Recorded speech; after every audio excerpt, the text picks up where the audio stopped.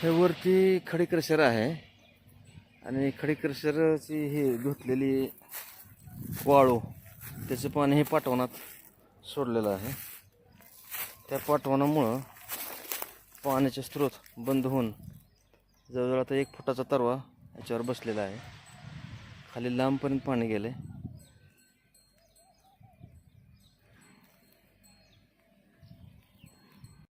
पाटवणात पाणी आलंय सगळं वाहून.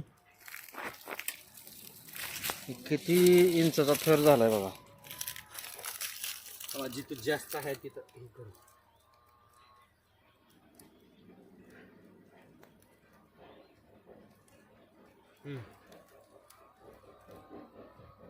थोडा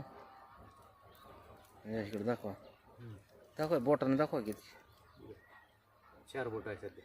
4 बोटाचा आहे. इकडे अलीकडे या काठी.